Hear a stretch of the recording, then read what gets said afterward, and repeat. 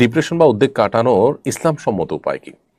Depression বা বা উদ্যোগ বা উদ্বেগ বা আপনার পেরেশানি, দুশ্চিন্তা এগুলো কাটাবার জন্য প্রথমত দুরুদ এবং ইস্তেগফার আমল খুব বেশি কার্যকর।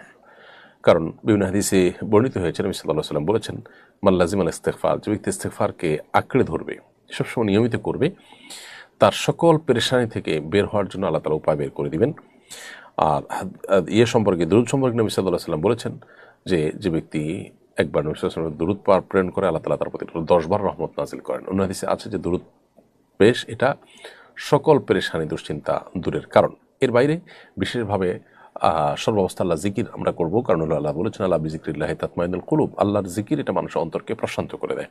এই জন্য আল্লাহর স্মরণ, আল্লাহ জিকির আমাদের বেশি বেশি করতে হবে। এবং এর পাশাপাশি আমরা জানি যে আল্লাহ তাআলার ফয়সালাকে মেনে নেওয়া এটা ইমানের গুরুত্বপূর্ণ একটা অংশ।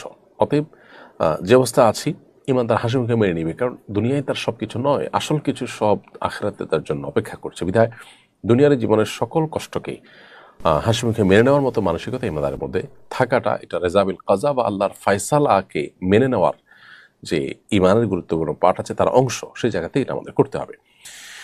এছাড়া ডিপ্রেশন থেকে দূরের জন্য নবী করিম সাল্লাল্লাহু আলাইহি ওয়াসাল্লামের আরেকটা দোয়া আছে, যেটা আমরা পড়তে পারি, আল্লাহুম্মা ইন্নী আউযু বিকাল হাম্মি ওয়াল হাযান।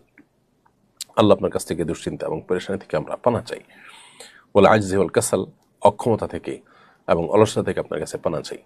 এই দোয়া বেশি বেশি করে আমরা পাঠ করতে পারি।